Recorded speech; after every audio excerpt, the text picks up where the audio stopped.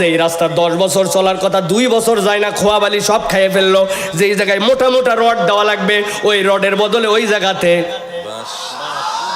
জি না ভাই, আপনার এলাকায় বাঁশ দিল, আমাদের এলাকায় বাঁশ দেয় না। আমাদের এলাকায় কাবারি কঞ্চি দিছে, কঞ্চি এক বাঁশ ফার করে 4টা দিছে। হ্যাঁ, তাহলে আগামীর বাংলাদেশে চোর ডাকাতের বিচার ইউনিয়ন পরিষদ থেকে সংসদ আল্লাহর আইন দিয়ে শরিয়া দিয়ে খেলাফত দিয়ে চলুক। আপনি কি বলেন চাচা? বলছি এই লোক তো মনে করছিলাম দলীয় বক্তা নাকি, ও দেখি দলীয় কথা বলে। আচ্ছা কিনা?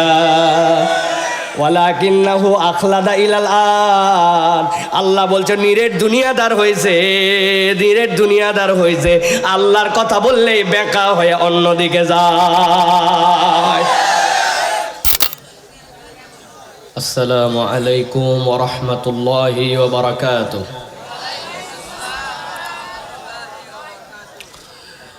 ইন্নাল হামদালিল্লাহ আলহামদুলিল্লাহি নাহমাদুহু ওয়া নাস্তাঈনুহু ওয়া নাস্তাগফিরুহু ওয়া নু'মিনু বিহি ওয়া নাতাওয়াক্কালু আলাইহি ওয়া নাউযু বিল্লাহি মিন শুরুরি আনফুসিনা ওয়া মিন সাইয়্যাতি আ'মালিনা। من يهد الله فلا مضل له ومن يضلل فلا هادي له وأشهد أن لا إله إلا الله وحده لا شريك له وأشهد أن سيدنا وحبيبنا وطبيب قلوبنا محمد الذي أرسله بالحق بشيرا ونذيرا وداعيا إلى الله بإذنه وسراجا منيرا. فقد قال الله سبحانه وتعالى في كلامه المجيد وفي فرقان الحميد. أعوذ بالله من الشيطان الرجيم. بسم الله الرحمن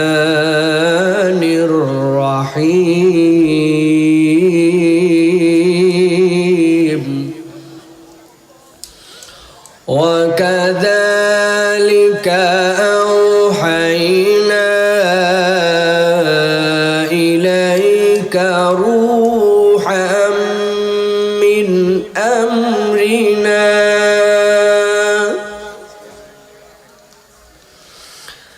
ما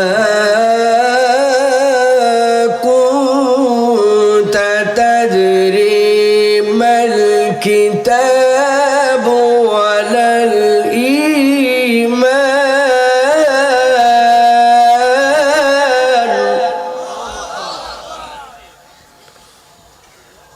الإيمان ولكن جعلناه نورا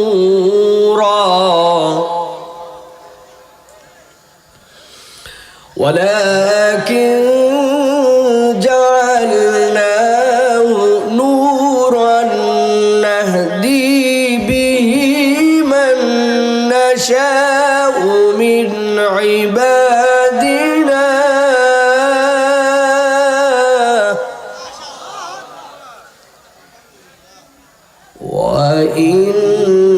وإنك لتهدي إلى صراط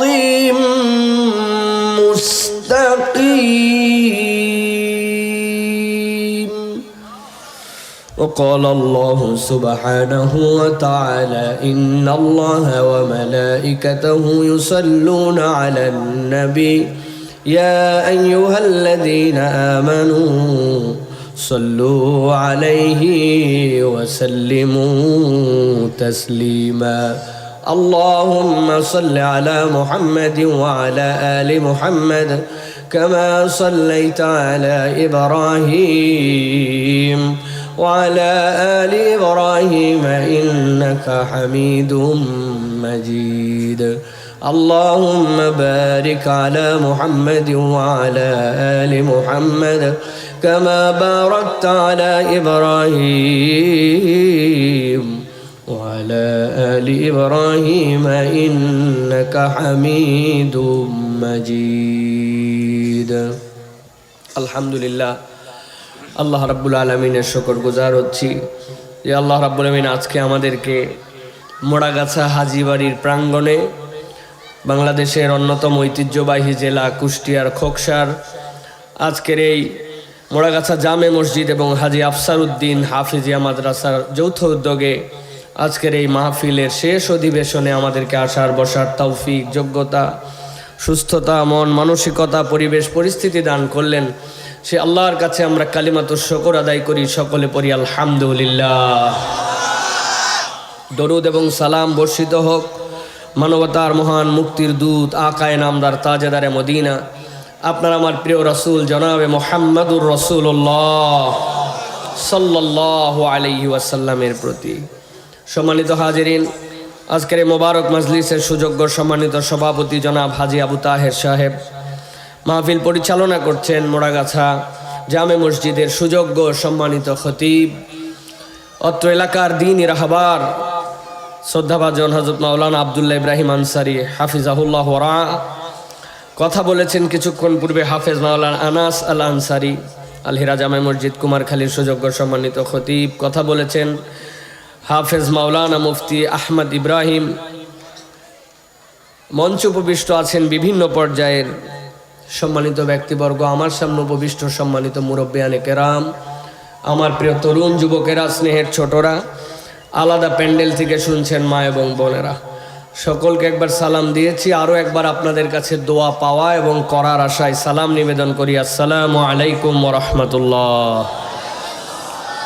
আমার খোকসার ভাইরা ভালো আছেন ভাই সবাই ভালো আছেন আপনারা আলহামদুলিল্লাহ প্রিয় ভাইরা আমি অনেক ভালো আছি আলহামদুলিল্লাহ এক হিসাবে এখন পর্যন্ত বেঁচে আছি এটাই সবচেয়ে বড় একটা নিয়ামত আল্লাহর গত বছর 19শে নভেম্বর আপনাদের মাহফিল ছিল 17ই নভেম্বর আমার গাড়ি অ্যাক্সিডেন্ট করলো লোকজন আমাকে এবং আমার পরিবারের কারা কারা মারা গেছে লাশ বের করার জন্য ওরা গাড়ি কাটছে মূলত কিন্তু বের হওয়ার পরে দেখে আমি ছাড়া কারো এক ফোঁটা রক্তও আল্লাহ বের করে নাই আল্লাহ রাব্বুল আলামিন একটা তার কুদরতে আল্লাহ রাব্বুল আলামিন আমাদেরকে একটা নতুন জীবন দিয়েছেন তো এই জন্য আমি আপনাদের কাছে আসতে পেরে খুবই আনন্দিত যে এটা একটা ওয়াদা ছিল সেই ওয়াদাটা আবার আপনাদের কাছে পালন করার মতো আল্লাহ তৌফিক দান করেছেন যদিও শারীরিকভাবে একটু স্বাভাবিক এখন ঠান্ডা এক এক জায়গায় এক এক রকম ঢাকাতে এসি চালাতে হয় আপনাদের এখানে মাফলার ছাড়া বের হওয়া যায় না আবার গাড়ির ভিতরে সিরাজগঞ্জের ওই পারে গরম লাগে আবার গেছি হচ্ছে ঠাকুরগাঁ দিনাজপুর পঞ্চগড় এদিকে যাওয়ার পর যে কী ওয়েদার এটা আপনাদেরকে বলে বোঝানো যাবে না এতে আমার গলা বসে বুক ধরে কাশি হয়ে অস্থির এক অবস্থা আল্লাহ রাব্বুল আলামিন তারপরেও আপনাদের কাছে এনে হাজির করেছেন এই জন্য আপনাদের সামনে আল্লাহ রাব্বুল আলামিন আনাতে আমি ব্যক্তিগতভাবে আল্লাহর প্রতি অনেক খুশি আলহামদুলিল্লাহ প্রিয় ভাইয়েরা আল্লাহর প্রতি বান্দা যদি খুশি না থাকে তাহলে আল্লাহ রাব্বুল আলামিন ওই বান্দার নিয়ামত বাড়াবেন না কিন্তু আমরা খুশি হওয়ার উপলক্ষ খুঁজে পাই না আমাদের সমস্যাটা হচ্ছে যে আমরা কিসে খুশি হব এইটা আমরা উপলক্ষ খুঁজে পাই না নবীজির একজন সাহাবী ছিলেন সেই সাহাবী যখন মদিনায় আসছেন মদিনায় আসার পরে উনি দৃষ্টি ছিল না ওনার চোখ ছিল না দেখতেন না সব মানুষ আসছে আসার পরে আমার এর জন্য দোয়া করেন আমার বাচ্চার জন্য দোয়া করেন আমার রিজিকের বরকতের জন্য দোয়া করেন সবাই আসছে ওনার কাছে দোয়া নেওয়ার জন্য উনি যা দোয়া করে আল্লাহ রাব্বুল আলামিন ওই দোয়াই মানুষের মধ্যে বরকত দেয় মানুষের জন্য সেগুলো কবুল করে নেয় তাহলে কি পরিমাণ মানুষজন আসবে একজন সাহাবীর সন্তান তার কাছে আসছে এসে বলছে চাচা যান আপনার কাছে আমি একটা দোয়া করার অনুরোধ নিয়ে আসছি বলছে বলো কি দোয়া তোমার বলছে আমার দোয়াটা হচ্ছে যে এত লোক আপনার কাছে দোয়া চাইতে আসে, আপনি দোয়া করেন, আল্লাহ রাব্বুল আলামিন দয়া করেন, আপনি তো চোখে দেখেন না। আমার খুব ইচ্ছা আপনি একটু আপনার জন্য দোয়া করেন, আল্লাহ যেন আপনার চোখটা ফিরাই দেয়। উনি তখন ওই ভাতিজাকে ডেকে বলছেন, বাবা রে, এইরকম ভাবে কেউ আমারে বলে নাই, তবে এইটাও জেনে রাখ, আমি চাইলে হয়তো আল্লাহ আমাকে দিয়ে দিতে পারে, কিন্তু আমার এই চোখ যাওয়াতেও আমি আমার রবের প্রতি খুশি আছি। উনি যদি মনে করে আরে চোখ দিব না, আমি চাইয়া নিব না, আমি ওর হালতে খুশি আছি, এই জন্য আমি জীবনেও আমার চোখের জন্য দোয়া করি না। এটা সস্তা ইমানের বিষয় নয়। আল্লাহ যে হাল দিবেন ওই হালের উপরে সন্তুষ্ট থাকা, বুঝে বুঝে আল্লাহ রাব্বুল আলামিনের জন্য কৃতজ্ঞ হওয়া, এটা তো সস্তা বিষয় নয়। আমরা তো মাঝে মাঝে বলি আল্লাহ আমারে কিছুই দেয়নি, তাই না ভাই? বলেন হুজুর আমাদের খোকসার লোক বলে না, আপনি আন্দাজি কথা বলেন না, আমার জানা আছে। দেখেন আমি উদাহরণ দেই, তাহলে আপনার ঠিক না ব্যাঠিক আপনার এমনি বুঝবেন। আপনি একজনে জিজ্ঞাসা করছেন, চাচা কেমন আছো? ইকোটা একটু বেশি হয়ে গেছে, হালকা একটু কম, হালকা রিভার্স কমান। চাচা কেমন আছো? দেখবেন উত্তর দেওয়ার আগে উনি 4-5 সেকেন্ড একটু একটা কোঁথে, আসি রে বা কি রে, আপনি 4-5 সেকেন্ড কুতলেন কেন? চাচা শরীর অবস্থা কি? চলে যাচ্ছে বা আলহামদুলিল্লাহ। এই যে আপনি 3-4 সেকেন্ড কুচে তারপরে চলে যাচ্ছে বলার পর আলহামদুলিল্লাহ, তার মানে এই বেটা 100% আল্লাহর প্রতি খুশি না। কথা বলেন। অথচ এরকম আপনি অনেক লোক খুঁজে পাবেন, এই যে আপনি কুইতে আলহামদুলিল্লাহ বলছেন, এইটুকু সে বলতে পারে না। আমি ফেরি দিয়ে পার হই, গাড়ির সামনে একজন এসে দলনার মধ্যে ঠোকা মারে, অনেকদিন আগে ঠোকা মারার সময় আর খালি চাচ্ছে, বুঝছি যে ভিক্ষা নিবে। গাড়ির ভিতরে যদি সব বন্ধ থাকে আর বাইরের গ্লাসে ঠোকা দেয়, খুব বিরক্ত লাগে। আমি চিন্তা করছি টাকাও দিব, কিছু ঝাড়িও দিব, যে ব্যাগকেলে এত অস্থির কেন, টাকা চাইছিস, এক ঠোকা দিলেই তো, হয়তো গেলে ঠোকাইয়ে যাচ্ছিস, কি পাইছিস? গ্লাস নামাচ্ছি, হাতে 20 টাকা নিছি, ওরে দিব। গ্লাস যেই নামানো শেষ, দেখি ওই হাত বের করে আমাকে বলছে, তখন বুঝে ফেলছি যে ও মুখে কথা বলতে পারে না, জন্য কানে শোনে না। ঠোকার শব্দ আমি যত জোরে শুনি, ও দুনিয়ার কোনো ঠোকার শব্দই শোনে না। আল্লাহ যদি চাইতো আমারে তো এ কাম করতে পারতো না, তাহলে খোকসার রাস্তা পুরা ব্যারিকেড দিয়ে দিতাম। আমারে তুমি ঠসা বানাবা, পুরা ঢাকা রোড ব্লক, না কাজ হতো ভাই, কাজ হতো না। এই জন্য আল্লাহ রাব্বুল আলামিনের প্রতি কৃতজ্ঞ থাকা, এটা হচ্ছে আল্লাহ রাব্বুল আলামিনের বিশাল বড় একটা দয়া। আমরা তাহলে একবার সন্তুষ্ট চিত্তে আল্লাহ আমাদেরকে হাজির করলেন, এই জন্য আমরা বলি আলহামদুলিল্লাহ। দরুদ এবং সালাম বর্ষিত হোক মানবতার মহান মুক্তির দূত আকায়ে নামদার তাজেদারে মদিনা, আপনার আমার প্রিয় রাসূল জনাবে মুহাম্মদুর রাসূলুল্লাহ সাল্লাল্লাহু আলাইহি ওয়াসাল্লামের প্রতি। সম্মানিত হাজিরিন, আমরা এই যে কোরআন শোনার জন্য আসছি, তাই না ভাই? ঠান্ডা মাথায় আমার কথাগুলো আগে একটু বুঝবেন। হ্যাঁ, আপনাদের এই খোকসার ইউনিয়ন পরিষদ আছে না ভাই? একজন চেয়ারম্যান আছে না, নাকি পলাতক আছে? আছে, তাহলে ভালো লোক। চেয়ারম্যান সাহেব আছে, চেয়ারম্যান সাহেব আপনারা দাওয়াত দিছে, ভালো করে কথা বুঝেন কিন্তু, যে বাবা তুমি অমুক দিন দুপুরবেলা আমার বাড়িতে খাবা এক ওয়াক্ত। আপনি গেছেন সুন্দর জামা কাপড় পরে, যাওয়ার পরে আপনাকে চেয়ারম্যান সাহেবের বাড়িতে যায়, দেখেন কোনো চেয়ারম্যান সাহেবের চেয়ার নাই, টুল নাই, বেঞ্চি নাই, কিছু নাই। বলছে ওই যে সামনে সারের কাগজ পাড়া আছে, সিমেন্টের বস্তা, একটার মধ্যে বসো। কিরকম পেস্টিজের মধ্যে লাগবে যে বাবা চেয়ারম্যান সাহেব তুমি দাওয়াত দিয়ে নিয়ে আসে আমারে, তুমি চেয়ার নাই, টেবিল নাই, কিচ্ছু নাই, তুমি সিমেন্টের বস্তা পাইরে বলছো যে খলার মধ্যে বসো, আগনার মধ্যে বসো। পেস্টিজের কারণে যদি বসেও যায়, ওই দিনে নিয়ত করে আসবে আগামীতে তুই কেমনে চেয়ারম্যান হোস। আর আমার 3 প্রজন্ম যদি তোর বাড়ির দিকে আর মুখে থুতু ফেলে, কথা ঠিক কিনা? এমনি এমনি বলি না এই কথা ভাই, না বুঝে কোরআনুল কারীম শোনার জন্য সুন্দর একটা জামা পরে ওই রকম সারের বস্তার উপরে এসে চুপচাপ বসে পড়ছেন। এটা দিলের মধ্যে কোরআনের সাথে সম্পর্ক না থাকলে সব জায়গায় বসা যায় না, আসাও যায় না। নতুন জামা ময়লা হবে না, হবে না, আল্লাহ না করুক কুত্তাই হাঁটছে কিনা তাও জানি না, কিন্তু কোরআনের মহব্বতে ডাকছে বসে পড়ছি, কথা ঠিক কিনা? আবার কতকগুলো এরকম আছে বাড়ির থেকে আসার সময় বলে আসছে, আম্মা মাহফিলে যাচ্ছি, আল্লাহর দয়ায় এখন পর্যন্ত ওয়াজের দিকে ও ফিরে নাই। ও ভুঁয়ের মধ্যে নামে আলের মধ্যে মারতেছে না, বিশাল মারা মারতেছে আর মোবাইল ঠেলতেছে, আবার মাঝে মাঝে দেখা যাচ্ছে নিচ দিয়ে পানিও পড়তেছে। আছে ভাই, আপনাদের কাছে আছে? নিচ দিয়ে পানি পড়ে, উপর দিয়ে ধোঁয়া ওঠে, দেখছেন আপনারা? আমি আপনাদেরকে কয়েকশো টাকা পুরস্কার দিতে চাই। যে যে বলবেন সবাইকে 100 টাকা করে দিব, সবাইকে 100 টাকা করে দিব। একটা খালি বলবেন যে হুজুর আমি দেখছি, দেখছি বললেই 100 টাকা পাবেন। আপনার এলাকার একটা কুত্তা হঠাৎ করে দেখছেন বালুর ঢিপির মধ্যে কাত হয়ে শুয়ে আছে, একদিন দেখেন শুয়ে শুয়ে মুতে দিছে, দেখছেন কোনো দিন? জীবনেও না। এরকম করে বাঘের মতো হয়ে বসে আছে, বসে থাকেই মুতে দিছে, দেখছেন কোনো দিন?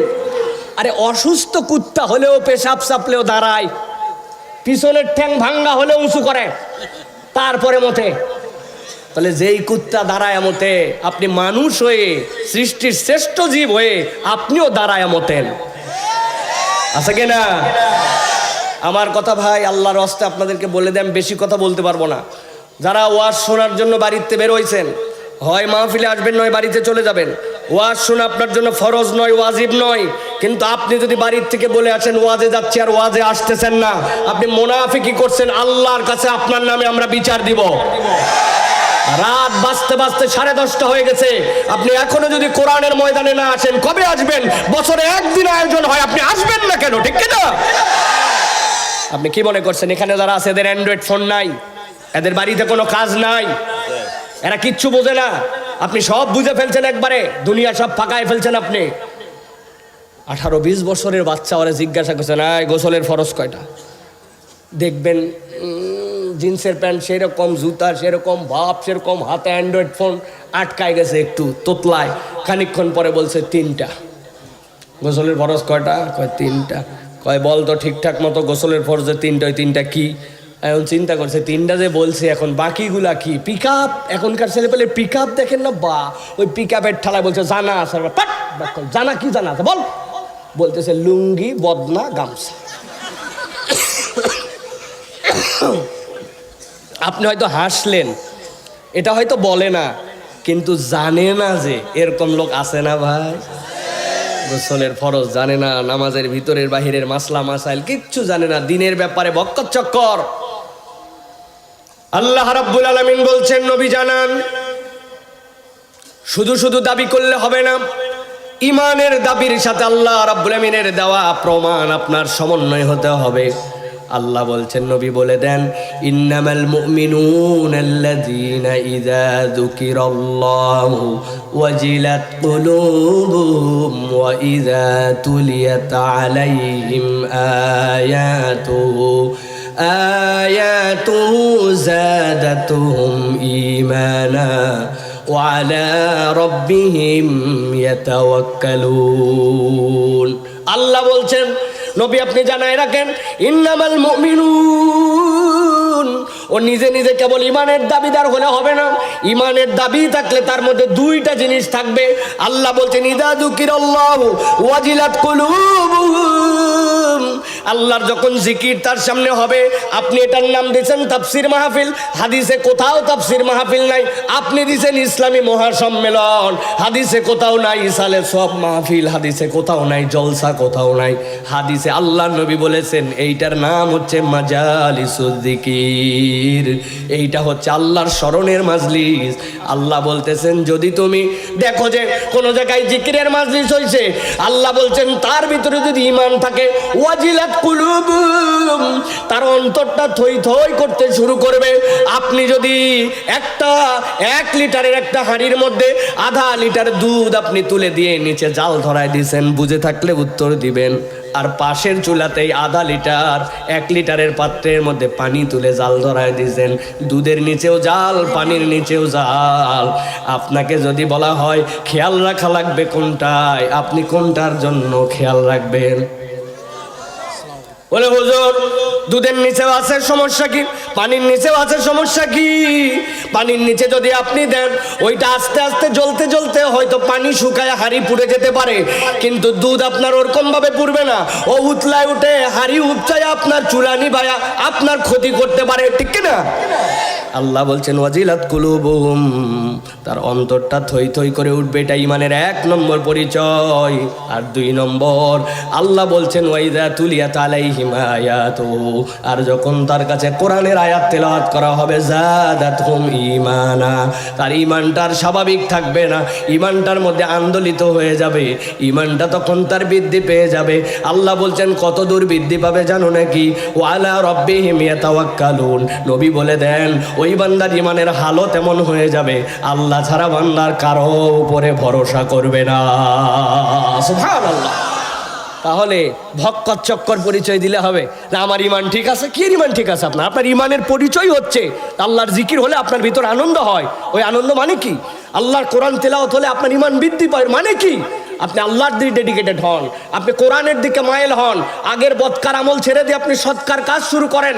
আগের বেনামাজি নামাজি হয়, আগের মিথ্যুক এখন সত্যবাদী হয়, আগের বাপমার কথা শুনতেন এখন কথা শোনা ছেলে হয়, আগের বেয়াদবটা এখন আদব বলা হয়। এটা হচ্ছে ইমান বৃদ্ধি। আপনার মুখের কথা ইমান বৃদ্ধি হবে না, ঠিক না? আপনার কোনো পরিবর্তন নাই, আগেও যায় এখনও তাই। আপনি বলতেছেন হ্যাঁ আমার চেঞ্জ হয়ে গেছে, কোনো চেঞ্জ হয় নাই। চেঞ্জ হলে আসারুল ঈমান আপনার সাথে যুক্ত হওয়া লাগবে, ঠিক না? প্রথমটা তাহলে অন্তত প্রমাণ দেন যে আপনি কোরআনুল কারীমের সাথে জড়িত হয়েছেন, কোরআনকে ভালোবেসেছেন, ঠিক না? আপনি আমার ভুল বুঝেন না ভাই আমার কথায়। আপনি হয়তো মনে করবেন সাইফুল্লাহ ভাই বোধহয়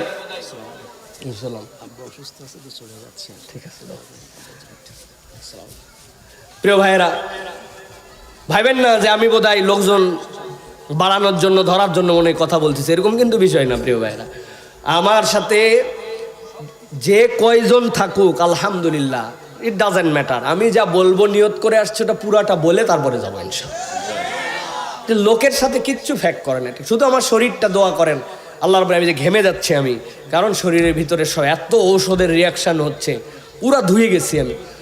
আপনারা একটু দোয়া করেন যে আল্লাহ রাব্বুল আলামিন এমন কথা যেন আমরা শুনে যেতে পারি যেটার কারণে এই মাহফিলটা যেন সফল একটা মাহফিল হয়, আমাদের জীবন যেন আল্লাহ পরিবর্তন করে দেন। বলেন আল্লাহুম্মা আমিন। আপনারা আছেন তো ভাইরা? আমি বেশ কিছু মুরব্বী দেখতে পাচ্ছি। আমি আপনাদেরকে আবারও বলে রাখি বাবা, আমি কিন্তু মুরব্বীদের জন্য ওয়াজ করতে পারবো না। 40-এর উপরে কোনো ওয়াজ হবে না। আপনি অযথা বসে না থাকলে আপনি বাড়ি চলে যান শীতের দিন, কারণ যা ওয়াজ হবে ইয়াংদের জন্য ইনশাল্লাহ, আজকে তরুণ যুবক ইয়াংদের জন্য। তবে মুরব্বীদের মনে যাইয়াও লাভ হবে না, মহিলা প্যান্ডেল করছে, সব চাচিরা বাড়ির চাবি দিয়ে চলে আসছে, এখন আপনি যে আবার খলায় বসে থাকা লাগবে, তার থেকে এখানে বসা ভালো, ঠিক কিনা? ইয়াংরা আসো বাবারা, আসো আসো, তরুণ যুবকরা সবাই আছেন, মুরব্বীরা আছেন, দেখে একটু হাত দুটো টান করে তোলেন। মুরব্বীরা শক্ত করে উঠান, শক্ত করে হাত দুটা তোলেন, শক্ত শক্ত করে হাত নামান, হাত নামান। একসাথে তোলা লাগবে হাত, একটা হাত যেন বেঁকানো হয়, একবারে ডাইরেক্ট একসাথে একসাথে হাত সোজা করেন। মাশাআল্লাহ, সোজা করছেন, সোজা হয়েছে। জোরে জোরে একটু নড়াচড়া দেন। আরে বুকের হাড্ডিটা একটু ফুটালেন, হাত সোজা করেন, সোজা করেন, সোজা ডানে নেন একটু, মাশাআল্লাহ। এবার একটু বামে, এবার একটু সামনে নেন, এবার একটু পিছনে, হাত সোজা, এবার সোজা সোজা, হ্যাঁ। এবার একটু নড়াচড়া দেন। এবার ডানে বামে তাকায় দেখেন কারা কারা উঠায় নাই, বাদ দিছে কারা কারা, চেহারাগুলো চিনে নেন। হ্যাঁ, সোজা হয়েছে হাত।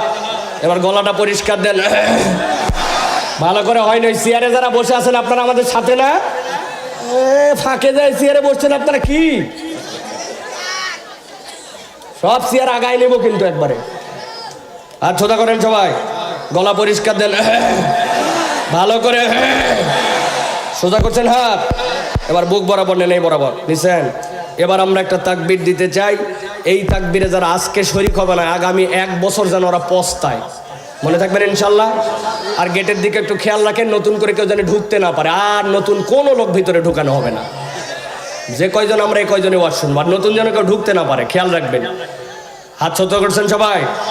আমি যখন বলবো লিল্লাহে তাকবীর, তখন হাত আসমানের দিকে ছুড়ে দিয়ে বলতে হবে আল্লাহু আকবার। পারবেন না ইনশাল্লাহ? পারবেন ইনশাল্লাহ? আরে জীবন থায়, মুখ খোলা। আরে কি আশ্চর্য কথা, মুখ বাইন্ধে রাখছ। হ্যাঁ, এই ক্যামেরাম্যানরা বসো, বসো বাবা বসো। রেডি হয়েছেন সবাই? রেডি? এই ছেলে এটা কে হাত তোলো, পানামাও পানামাও, এই ছেলে পানামাও পানামাও। এতগুলা বড় বড় মুরব্বী আছে না, তুমি ক্যামেরাম্যান তাই কি? রেডি হয়েছেন সবাই? সবাই রেডি? আমি লিল্লাহে তাকবীর বললে আসমানের দিকে হাত ছুড়ে দিয়ে বলবেন আল্লাহু আকবার। রেডি না সবাই? দেখি কিরকম শব্দ হয়। লিল্লাহে তাকবীর, লিল্লাহে তাকবীর। আল কোরআনের আলো, আল হাদিসের আলো, তোমার নেতা আমার নেতা, তোমার নেতা আমার নেতা। আলেম ওলামা যেখানে, আল্লাহর আইন যেখানে, গান বাজনা যেখানে, হারাম অন্যায় যেখানে, অশ্লীলতা যেখানে, গান কনসার্ট যেখানে, লিল্লাহে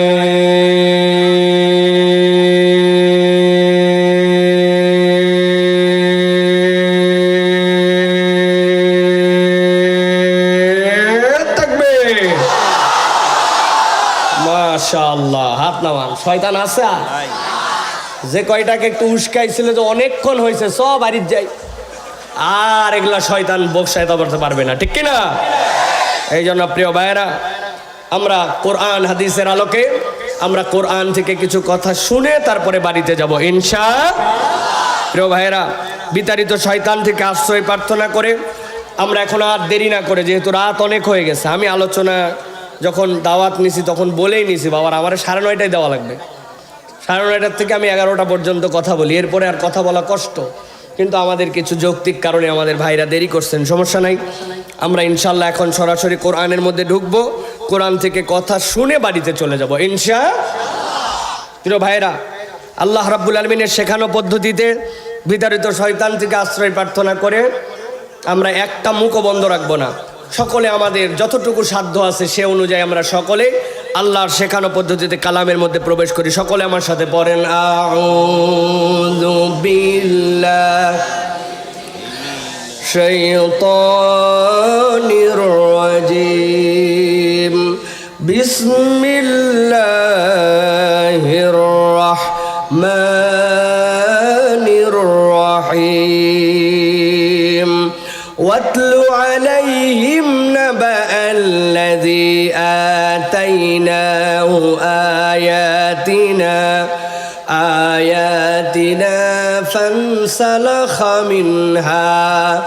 فانسلخ منها فأتبعه الشيطان فكان من الغاوين। আল্লাহ রাব্বুল আলামিন নবীজি সাল্লাল্লাহু আলাইহি ওয়াসাল্লামের প্রতি যখন ওহী নাজিল করেছেন, ওহী আসতো 7টা পদ্ধতিতে। এই ওহীগুলার মধ্যে সবচেয়ে কঠিন ওহী ছিল মাসালু সালসালাতিল জারাস। আল্লাহ নবীর কাছে একটা ঘন্টা ধ্বনির মতো শব্দ করে ওহী আসতো। আল্লাহ নবীর কপাল মোবারক তখন ঘেমে যেত। আল্লাহ নবী যদি উটের পিঠে থাকতেন অথবা যদি তিনি ঘোড়ার পিঠে থাকতেন, সাথে সাথে দাঁড় হতে বলতেন, দাঁড়ানোর পরে তিনি নেমে যেতেন। নেমে যাওয়ার পর অনেক সময় আল্লাহ নবী মাটির সাথে শুয়ে যেতেন। আর আল্লাহর নবীর কাছে যত ধরনের ওহী আসতো এইগুলা 6 ধরনের ভাষায় আসতো। আল্লাহ কখনো নবীকে বলতেন কুল, এর মানে নবী আপনার কাছে ওহী আসা শুরু হয়েছে, আপনি বলুন। আল্লাহর নবীর কাছে আসছে ওহী ইকরা, হে নবী আপনি পড়ুন। আল্লাহর নবীর কাছে ওহী আসছে ইয়া আইয়ুহান নবী, ও আমার নবী। আল্লাহর নবীর কাছে ওহী আসছে ইয়া আইয়ুহাল ইনসান, যদিও মানুষকে মুখাতেব বানাইছেন কিন্তু নবীর দ্বারা তো ওহী আসছে। আর এক ধরনের ওহী আসতো যেখানে আল্লাহর নবীর ব্যক্তিকে আল্লাহ রাব্বুল আলামিন সম্বোধন করতেন, ইয়া আইয়ুহাল মুজাম্মিল, ইয়া আইয়ুহাল মুদ্দাসসির। কিন্তু আল্লাহ এই জায়গায় ওহী দিলেন, ওয়াতলু আলাইহিম নাবা আল্লাযী আতাইনাহু আয়াতিনা। ও আমার হাবিব, এমন একটা ওহী আপনাকে দেওয়া হচ্ছে যেটা আপনি তেলাওয়াত করবেন। এখন মুফাসসিররা বলছেন আল্লাহ ওয়াতলু শব্দ দিয়ে কেন আল্লাহর নবীকে ওহী দিলেন? আল্লাহর নবী ইব্রাহিম আলাইহিস সালাম খানায় কাবা নির্মাণ করা শেষ করলেন, করার পরে তার ছেলেকে নিয়ে দাঁড়ালেন ইসমাইল আলাইহিস সালাম, আল্লাহর কাছে ফরিয়াদ দিলেন, ওয়া ইয ইয়ারফাউ ইব্রাহিমুল কওয়াইদা মিনাল বাইতি ওয়া ইসমাঈল রব্বানা তাকাব্বাল মিন্না ইন্নাকা আনতাস সামিউল আলিম। আই রব্বুল আলামিন, কাবা নির্মাণ শেষ করছি, তুমি এইটা কবুল করো। আল্লাহ বলেন কবুল তো করা হবে, কিন্তু কিভাবে করা হবে এর জন্য পরের আয়াতটা আপনার অন্তরের মধ্যে আল্লাহ ওহী করে দিলেন। আপনি একটা ফরিয়াদ দেন, এইভাবে কাবাকে আবাদ করা হবে। ইব্রাহিম আলাইহিস সালাম দোয়া করতে শুরু করলেন, রব্বানা ওয়া বাস ফীহিম রাসূলাম মিনহুম ইয়াতলু আলাইহিম আয়াতিক। আল্লাহ, আমার বংশধারা থেকে এমন একজন পয়গম্বর দেন যেই খানায় কাবার চত্বরে এই উম্মতের জন্য আপনার আয়াতগুলা তেলাওয়াত করবে। 4টা গুণ তার হবে, ইউজাক্কিহিম ওয়া ইউআল্লিমুহুমুল কিতাব ওয়াল হিকমা। কিন্তু 1 নম্বর হবে সে আয়াতগুলাকে তেলাওয়াত করবে। আল্লাহ বলতেছেন আপনার 2টা সন্তান দিছি, একটা ইসহাক, তার থেকে কত পয়গম্বর আল্লাহ ছাড়া কেউ জানে না, কিন্তু আর একটা আপনার পয়গম্বর দিল, তিনি হচ্ছেন মুহাম্মাদুর রাসূলুল্লাহ সাল্লাল্লাহু আলাইহি ওয়াসাল্লাম। আল্লাহ বলছেন ইব্রাহিম আপনার নাম খলিলুল্লাহ, যেই জায়গাটায় আপনি দাঁড়ায় আছেন এটা হচ্ছে বাইতুল্লাহ, যেই লোকটা আপনার সাথে আমিন আমিন বলে শরীক হচ্ছে উনি হচ্ছেন জবিহুল্লাহ, আর যেই লোকটার ব্যাপারে আপনি আমার কাছে ফরিয়াদ দিচ্ছেন সে হচ্ছে হাবিবুল্লাহ। সুবহানাল্লাহ। খলিল ডাকতেছেন হাবিবের জন্য, জায়গাটা বাইতুল্লাহ, আর সাথে সাথে ফরিয়াদ দিচ্ছেন জবিহুল্লাহ। নবী বলতেছেন জানো জানো আমি কত সৌভাগ্যবান জানো, আমি 2 জন জবেহকৃত পিতার সন্তান, তাদের জন্য জবে মঞ্জুর হয়ে গেছিল। ওয়াতাল্লাহু লিল জাবিন, ইসমাইল শুয়ে গেছিলেন, ইব্রাহিম আলাইহিস সালাম তলোয়ার চালায়ে দিয়েছিলেন। আল্লাহ রাব্বুল আমিন বলছেন কবুল হয়ে গেছে, কবুল হয়ে গেছে, জান্নাত থেকে দুম্বা এনে দিয়ে দেওয়া হলো। ওই ইসমাইলের সন্তান হতে হতে আব্দুল্লাহ, আব্দুল্লাহর আব্বা আব্দুল মুত্তালিব আল্লাহর কাছে মান্নত করছেন, আল্লাহ এই খানায় কাবা দেখার জন্য, হাজিদের পানি খাওয়ানোর জন্য, এটা বিরাট বড় জিম্মাদারি। আমাকে তুমি এর আগে 10টা মেয়ে দিয়েছো, আর আমি আর মেয়ে চাই না। তুমি যদি আমাকে 10টা সন্তান দাও তাহলে এরা সবাই খানার কাবার খাদেম হবে, তবে 10 নম্বরটার খেদমত দিব না, ওইটা কাবার সামনে তোমার জন্য জবাই করে দিব। 10 নম্বর সন্তান হচ্ছেন নবীজির পিতা আব্দুল্লাহ। এখন কেমনে রে জবাই দিবে? সাথে সাথে আব্দুল মুত্তালিব চলে গেলেন একজন বিখ্যাত পাদ্রীর কাছে, আমি তো এই মান্নত করে ফেলছি, বাঁচার কোনো উপায় আছে নাকি? আছে, তুমি 10টা করে উট একদিকে রাখবা, আব্দুল্লাহর নাম একদিকে রাখবা, যতক্ষণ পর্যন্ত উঠবে না আব্দুল্লাহর নাম, ততক্ষণ পর্যন্ত উটের নাম না উঠবে, ততক্ষণ পর্যন্ত এই পদ্ধতিতে চলতে থাকবে। 10 আর 1 11, তোলার পরে দেখে না ওঠে নাই আব্দুল্লাহর নাম, আবার উঠছে উঠ 20, এরপরে আব্দুল্লাহ ওঠে নাই, 30টা উঠ আব্দুল্লাহ ওঠে নাই, এরকম করতে 100টা উঠ যখন উঠলো, এরপরে আব্দুল্লাহর নাম উঠলো, এরপরে খানায় কাবার চত্বরে তিনি 100টা উঠ জবাই দিলেন, নবীজির পিতা বাঁচলেন। আল্লাহ নবী বলছে এরকম 2টা জবাই হয়ে যাওয়া পিতার থেকে আল্লাহ আমাকে আনছেন। আল্লাহু আকবার। আল্লাহ বলছেন আপনার ইব্রাহিম আলাইহিস সালাম যে দোয়া করছে আপনার জন্য, ঠান্ডা মাথায় 5 মিনিট আগে ভূমিকার মধ্যে থাকেন। কয় মিনিট? একদম ঘড়ি ধরে 5 মিনিট আমার সাথে থাকেন। আল্লাহ বলতেছেন ওয়াতলু আলাইহিম, আপনি তাদের কাছে তেলাওয়াত করেন, নাবা আল্লাযী, এমন একটা সংবাদ, মহাসংবাদ, আল্লাযী যাকে আতাইনাহু, আমার পক্ষ থেকে আমি দিয়েছিলাম, আয়াতিনা, স্পষ্ট নিদর্শন, খোলামেলা নিদর্শন, বুঝতে পারে এরকম আয়াত আমি একজনকে দিয়েছিলাম। লোকটাকে হযরত আব্দুল্লাহ ইবনে মাসউদ রাদিয়াল্লাহু তাআলা বলছেন ওই লোকটার নাম হচ্ছে বালাম ইবনে আবার। বাড়ি কোথায়? আমাদের কওমের লোক, নাম মুসা আলাইহিস সালামের সময়ের লোক, ফেরাউনের দিকের লোক। এই বালাম ইবনে আবারের কথা আল্লাহ কেন বললেন? মুফাসসিররা বলছেন এই লোক এত কোয়ালিটিফুল, ইবাদত করতে করতে আল্লাহর এত প্রিয় হয়ে গেছে, হাত তুলতে দেরি আল্লাহর কাছে, তার দোয়া কবুল হতে দেরি হতো না। মুস্তাজাবুদ দাওয়া, সুবহানাল্লাহ। লোকজন তার কাছে যায়, যার যার সমস্যার দোয়া চায়, আল্লাহর কাছে বলল, আল্লাহ ফিরায় না। মুসা আলাইহিস সালামের সময় ফেরাউনের লোকজন তার কাছে গেল, বালাম একজনের নামে তোমাকে বদদোয়া করে ধ্বংস করে দিতে হবে। কি বদদোয়া, কি জন্য? বলে বদদোয়াটা হচ্ছে ফেরাউনের সাথে টক্কর লাগাইছে, সমাজের মধ্যে ঝামেলা পাকাইছে, নানান ধরনের মতবাদের কথা বলতেছে, এই সমাজের মধ্যে তার থাকার দরকার নাই, এই লোকটার বিপক্ষে তুমি বদদোয়া করো, সে যেন ধ্বংস হয়ে যায়, যা হাদিয়া তোফা লাগে আমরা তোমার জন্য রেডি। বালাম বলতেছে, তোমরা কি ওই লোকের কথা বলতেছো নাকি? কোন লোক? বগলের নিচে এরকম করে হাত দেয়, হাত জানে বের করে, সাথে সাথে হাত দিয়ে আলো বের হয়। আবার যখন বগলের নিচে নিয়ে আসে, আলো বন্ধ হয়ে যায়, হাত পড়ে না, কিন্তু হাত দিয়ে তো আলো বের হয়। এটা কি সেই লোক যেই লোক মাঠের মধ্যে অনেকগুলা দুম্বা চড়াতে নিয়ে যায়? যাওয়ার পরে আমরা দেখি ওই লোক গাছের নিচে শুয়ে পড়ে আর পাশে একটা লাঠি পুঁতে দিয়ে রাখে। যেই না কোনো একটা দুম্বা মেষ ওই পালের থেকে বের হয়ে বাহিরে দৌড়াদৌড়ি করে, সাথে সাথে ওই লাঠি একাই উঠে যায়, পিটাইয়া সব মেষ দুম্বারে ভিতরে নিয়ে আসে। নিয়ে আসার পরে আবার লাঠি জায়গা মতো দাঁড়ায় যায়। এটা কি ওই লোক নাকি? বলে হ্যাঁ হ্যাঁ ওই লোক। তোমার কাছে কি ওয়াজ শুনতে আসছি নাকি? ওর বিপক্ষে বদদোয়া করে বলে, না না না, এই লোক তো সত্য হলেও হতে পারে, আমি তার বিপক্ষে বদদোয়া করতে পারবো না। সাথে সাথে ফেরাউনের লোকজন বলল, মিয়া তুমি কি মনে করছো কেবল আমাদের স্বার্থে আসছি? তোমারও স্বার্থ আছে। আমার কি স্বার্থ? বলে আজকে তোমার দোয়া কবুল হয় বলে লোকজন তোমার কাছে আসে, তোমাকে হাদিয়া দেয়, তোফা দেয়। এখন ও যদি সমাজের মধ্যে প্রতিষ্ঠিত হয়, তার দোয়াও যদি কবুল হয়, তোমার দরবারে কার ঠেকা পড়ছে মিয়া? তোমার দরবারই তো নষ্ট হয়ে যাবে। এই জন্য আমরা তোমার স্বার্থেও আসছি। আল্লাহ বলতেছেন, এই কথা শুনে সে সাথে সাথে আল্লাহ রাব্বুল আমিনের কাছে হাত তুলল, আল্লাহ মুসাকে তুমি ধ্বংস করে দাও। আল্লাহ বললেন, যেই না এই কথা বলল, আল্লাহ বলছেন ফানসালাখা মিনহা। আয়াত আল্লাহ চিন্ত, সত্যতার সামনে পরিষ্কার, তারপরে আল্লাহর আয়াত থেকে সে মুখ ফিরায় নিল। আল্লাহ বলছেন এই অপরাধের কারণে সাথে সাথে তার যতদিনের হায়াত আছে, যতদিন সে বাঁচবে, তার আর কোনো দোয়ার কবুল হবে না। এই মর্মে তোকে লানত প্রাপ্তদের মধ্যে ঢুকায় দেওয়া হলো।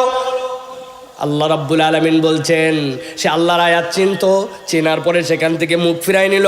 এখন আমাদের খোকসার পরিবেশের অনুযায়ী একটুখানি আমরা আয়াতের সাথে একটু রিলেট করে একটু জিজ্ঞাসা করতে চাই, আমাদের সমাজে এরকম লোক আছে নাকি ভাই, যেই লোক আল্লাহর বিধান জানে, আল্লাহর হুকুম জানে, আল্লাহর আয়াত তার কাছে পরিষ্কার, তারপরেও জেনে বুঝে সেখান থেকে মুখ ফিরায়? আছে। আজকে কি বার? 12:30 আজান হয়ে গেছে, মসজিদের দিকে রওনা হয়ে গেছে, একটাই নামাজ পড়ে পকেটের মধ্যে টুপি গুজায়া বাড়িতে চলে আসছে। ইযা নুদিয়া লিস-সালাতি মিন ইয়াউমিল জুমআ ফাসাউ ইলা যিকরিল্লাহ। ওই বান্দা বড় ভালো কাজ করছে, জুম্মা পড়ছে, কিন্তু আসরের সময় মসজিদ থেকে আজান হয়েছে, হাইয়া আলাস সালাহ হাইয়া আলাল ফালাহ। আসরে আসে নাই, মাগরিবে আসে নাই, ওয়াক্তের নামাজ পড়ে নাই। জুম্মার নামাজ কার আহ্বানে আসলেন আর ওয়াক্তের নামাজ কার আহ্বানে বাদ দিলেন? আল্লাহ বলছেন ফানসালাখা মিনহা। না বুঝে নয়, বরং বুঝার পরে আল্লাহর দিকে আসে না। আমার আল্লাহ রাব্বুল আমিন এই জন্য বলছেন, তুমি যদি আল্লাহর আয়াত চেনো, জানো, তারপরেও সেখান থেকে যদি মুখ ফিরাও, সাথে সাথে সে 2 নম্বর একটা অপরাধে পতিত হয়ে যাবে। আল্লাহ বলছেন ফাতবাহুশ শাইতান, সাথে সাথে সে শয়তানের অনুসরণ করতে শুরু করবে। আর একবার শয়তান যার অনুসরণ করতে শুরু করে, ফাতবাহু অনুসরণ করে তাকে, আর শাইতানু, শয়তান এখানে আল্লাহ বলতেছেন সেই হচ্ছে এখানে অনুসরণ করতেছে ওই লোকের। আল্লাহ বলছেন একবার শয়তান যার অনুসরণ করে, ফাকানা মিনাল গাওয়িন, নিশ্চিত জেনে থাকো সে পথভ্রষ্ট হয়ে যায়। আমরা এই জায়গায় কথাটার একটুখানি ধাক্কা বুঝি নাই, এই জন্য আমাদের ফিলিংস কাজ করে নাই। আপনারা মাঝে মাঝে আপনাদের এলাকায় এরকম বাচ্চা কাচ্চাকে বকাবকি করেন কিনা দেখেন, তাই শয়তানি করবি না বলেন ভাই। মানে কি?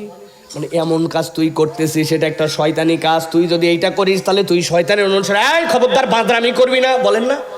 বাদরামি করবি না মানে কি? এটা বান্দরের কাজ, তিরিং বিরিং করতেছিস কেন? এটা করলে তুই বান্দরের মতো অনুসরণ করতেছিস।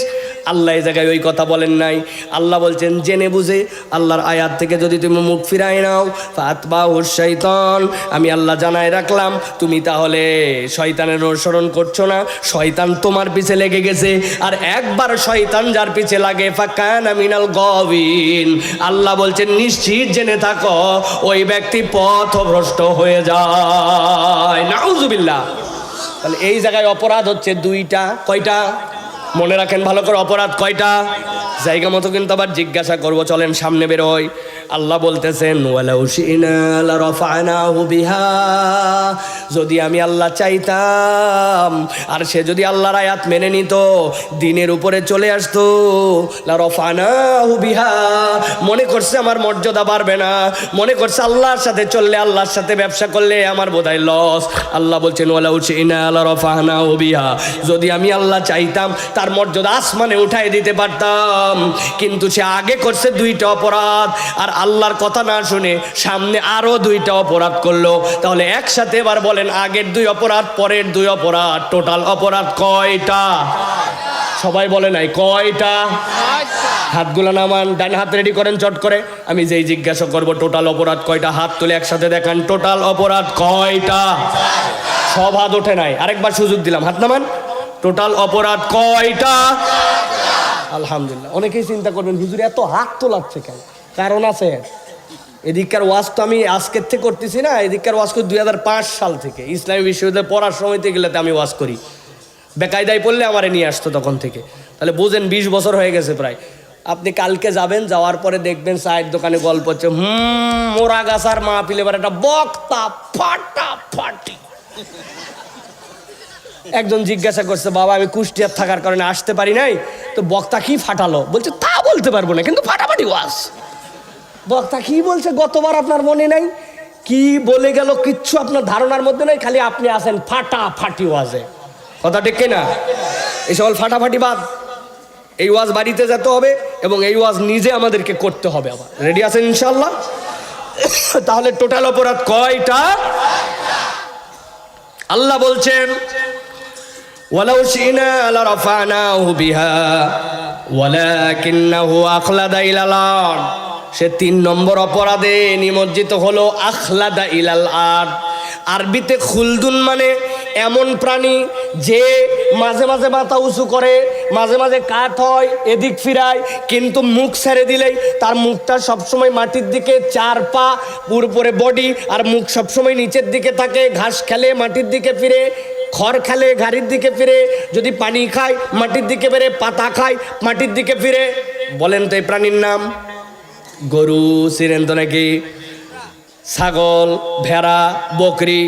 আল্লাহ বলছেন ওয়ালাকিন্নাহু আখলাদা ইলাল আরদ, এই মানুষটা 3 নম্বর অপরাধ করলো, সে নিরেট দুনিয়াদার হয়ে গেল, নিরেট জমিনমুখী হয়ে গেল। ওর কাছে হালাল হারামের কোনো বাজ বিচার নাই, আল্লাহর হুকুম থোড়াই তো আর করে। ওর দুনিয়া চাওয়ার জন্য যা লাগবে ও তাই করতে পারে।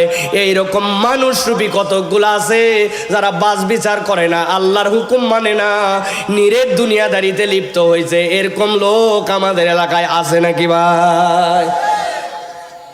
আমি তো সবাইকে চিনি না, কিন্তু 2টা লোককে চিনি। খোকসার নাম বলে দিব?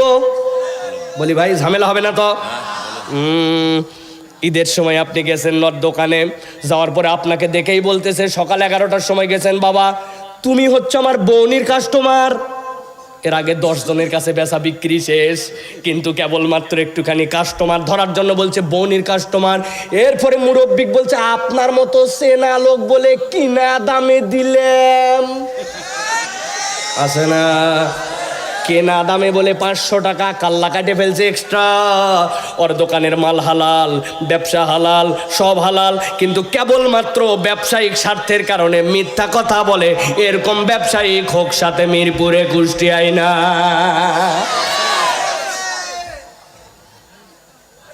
সুন্দর করে সকালবেলা দোকানে গেছে, যাওয়ার সময় লোকের আবার একটা ভালো অভ্যাস আছে, সকালে গোসল করে দোকানে যায়। যায় দাড়ি ঝাড়তেছে, দাড়ির পানি ঝাড়া অবস্থাতে এক কাস্টমার এসে বলছে মসুরি কালাই আছে। বলছে আছে মানে? তাকায় দেখছে বাবারে অনেক কালাই, ইন্ডিয়ান কালাই, বাংলাদেশি কালাই, চাইনা কালাই। বাংলাদেশি কালাইয়ের দাম সবচেয়ে বেশি। চিন্তা করছে আমি দেশি কালাই বাড়ির থেকে নিতে, বলছে দেশি কালাই নিব ভাই, কত করে দর? এত করে। বলছে আপনি যে দেখলাম দাড়ি ঝাড়া মানুষ, ভালো মানুষ, সলিড মানুষ, মনে করছিলাম হাফ কেজি নিব, আবার কোথার থেকে পাই না পাই ভাই 2.5 কেজি মাপ। আসল ঘটনা গত রাত্রে ঘটছে, ওর কর্মচারীর সাথে মিলাইয়া ও চাইনা কালাইয়ের সাথে প্রতি বস্তায় 10 কেজি করে মিশ দিছে। দুটা টাকা বেশি খাওয়ার জন্য, দুটা বাড়াবাড়ি করার জন্য। 2 নম্বর করে চালাকি করে, নিজের দাড়ি, নিজের টুপি, নিজের এইগুলাকে দুনিয়াদারির জন্য ব্যবহার করে। এরকম লোক আছে না নাই? আল্লাহ বলতেছেন ওয়ালাকিন্নাহু আখলাদা ইলাল আরদ, ও নিরেট দুনিয়াদার হইছে, দুনিয়া ছাড়া কিছুই চেনে না, ঠিক না? আরেক শ্রেণীর লোক আছে, তাদের কথা বললে আপনারা রাগ করবেন জন্য আজকে আর বললাম না। বলছে চাচা নামাজ অবশ্যই পড়া লাগবে, রোজা রাখা লাগবে, হজ জীবনে একবার করা উচিত, জাকাত তো দেই তোরে বা হিসাবে একটু গরমিল হোক আর যাই হোক দেই। তো চাচা নামাজ রোজা হজ জাকাত সবই তো করলেন, এই দেশের টাকা তারা বিদেশে পাচার করে দিল, 2 নম্বর করে ফেললো, ব্যাংকগুলাকে হাওয়া করে ফেললো। যে এই রাস্তা 10 বছর চলার কথা 2 বছর যায় না, খোয়াবালি সব খাইয়ে ফেললো। যেই জায়গায় মোটা মোটা রড দেওয়া লাগবে, ওই রডের বদলে ওই জায়গাতে জি না ভাই, আপনার এলাকায় বাঁশ দিল, আমাদের এলাকায় বাঁশ দেয় না, আমাদের এলাকায় কাবারি কঞ্চি দিছে, কঞ্চি একবার ফার করে 4টা দিছে। হ্যাঁ চাচা, তাহলে এই যে চোর ডাকাত, এই যে নারীদের সাথে নির্যাতন করা হয়, এইগুলার বিচার তো আল্লাহ কোরআনে দিছে, প্যানাল কোড তো কোরআনে আছে, শরিয়া ল তো কোরআনে আছে। তাহলে আগামীর বাংলাদেশে চোর ডাকাতের বিচার ইউনিয়ন পরিষদ থেকে সংসদ আল্লাহর আইন দিয়ে, শরিয়া দিয়ে, খেলাফত দিয়ে চলুক। আপনি কি বলেন চাচা? বলছি এই লোক তো মনে করছিলাম দলীয় বক্তা না, ও দেখি দলীয় কথা বলে। আচ্ছা কিনা? ওয়ালাকিন্নাহু আখলাদা ইলাল আরদ, আল্লাহ বলছে নিরেট দুনিয়াদার হয়েছে, নিরেট দুনিয়াদার হয়েছে, আল্লাহর কথা বললেই বেকা হয়ে অন্যদিকে যায়। আমার আল্লাহ বলছেন কিন্তু তোমার তো প্যাটার্ন, তোমার তো গেটআপ অন্য থাকার কথা। কেন? এই পৃথিবীতে আল্লাহ তার সৃষ্টিকে 3টা হাইসিয়াতের উপরে দিয়েছেন। ভালো করে কথাটা মাথায় রাখেন। কেউ যদি জিজ্ঞাসা করে মানুষের মর্যাদা কেন বেশি, উত্তর দিতে পারবেন। আল্লাহ রাব্বুল আলামিন বলতেছেন আমার একটা সৃষ্টি হচ্ছে মুকিব্বান আলা ওয়াজহি, যে তার ঠোঁটের ভরে, মুখের ভরে চলে, বুকের ভরে চলে, টিকটিকি, কেঁচো, ওই যে দেখছেন কুমির যেইগুলা চলে, এগুলা বুকের ভরে চলে না। সাপ আমি দেখি বুকের ভরে চলে, কিন্তু কোরআন বলে সে সিজদার হালতে চলে। সুবহানাল্লাহ, ওর হালতটা সিজদার, দায়েমান সিজদা দিচ্ছে, স্যার চলতেছে। আর একটা সৃষ্টি যেইটা আল্লাহ বলতেছেন 4টা পা বিশিষ্ট, ওর মুখটা সবসময় নিচের দিকে, তুমি যদিও দেখো মুখ নিচের দিকে থাকা, ও হচ্ছে বাহিমাতুল আনাম, কিন্তু আল্লাহ বলতেছেন ওর হালতটা হচ্ছে রুকু, দুনিয়ার সব সময় সে রুকুর হালতে থাকে। সুবহানাল্লাহ। আল্লাহ বলছেন বান্দা তুই তো বুঝবি না, এমন কতগুলা লোক আছে যে সূর্যের পূজা করে, আছে না? সূর্য যখন পূজা করে আল্লাহ বলতেছেন সূর্য তখন তার দিকে আলো দেয়, তার ছায়া তখন পিছন দিকে যায়। বলে ব্যাককল, তুই সূর্যর পূজা করিস কিন্তু তোর শরীর তখন আল্লাহর কাছে সিজদায় পড়ে থাকে, তুই না চাইলেও আল্লাহ তোরে সিজদায় ফেলায়। আল্লাহ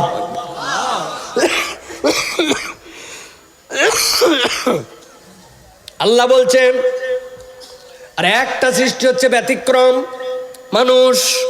খেয়াল করেন, মাথা সবার উপরে, আল্লাহ বলছেন ও মাথা উঁচু, সব অঙ্গের উপরে তার মাথা। ওই মাথা নিয়ে যখন দাঁড়ায় গেছে আল্লাহু আকবার, আল্লাহ আমার মাথা সবার উঁচু, কিন্তু আমি তোমাকে বললাম আল্লাহু আকবার, আমার মাথা যতই উঁচু হোক আল্লাহ হচ্ছে সবচেয়ে বড়। আল্লাহু আকবার। এরপরে আল্লাহর জন্য সানা পড়ছে, তারপরে সূরা ফাতিহা পড়ছে, তারপরে সূরা মিলাইছে, এরপরে আল্লাহু আকবার বলে রুকুতে চলে গেছে।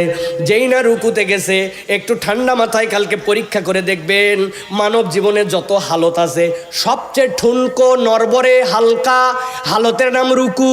আপনি 2 হাত দিয়ে রুকুতে গেছেন, কেউ একটা হালকা করে ঘুতা দিলে ভাপ করে পড়ে যাবেন।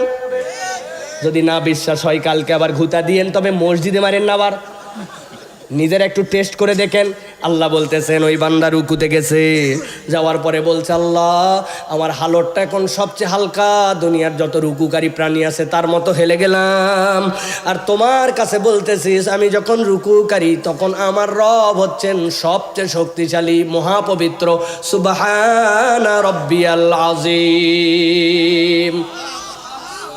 মাথা উঠাইছে সামি আল্লাহু লিমান হামিদা বলে।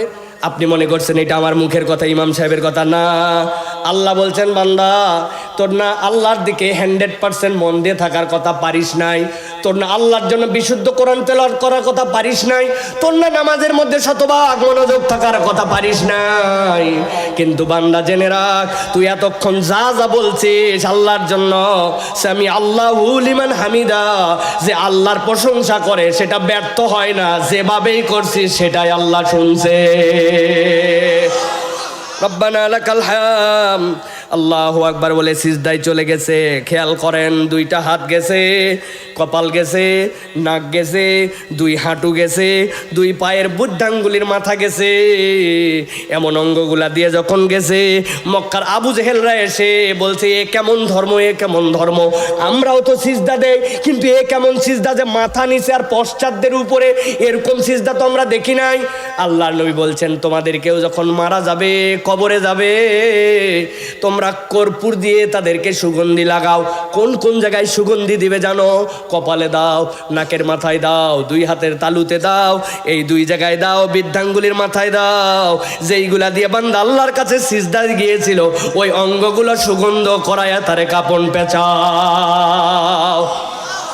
আল্লাহ, আমি এখন মাথা দিয়ে নেমে গেছি, আমার পাছা পর্যন্ত, আমার পিঠ পর্যন্ত, পেছনে আমার মাথা নিচে, ওইখানে যে বান্দা বলতেছে সুবহানা রব্বিয়াল আলা, আমি যখন পৃথিবীর সব সরীসৃপের মতো হাত পা নাক দিয়ে খত দিয়ে দিছি কপালে, তখন আমার রব হচ্ছে সবচেয়ে বড়। আল্লাহ নবী বলছেন ওই জায়গায় দোয়া করো, দোয়া করো, দোয়া করো।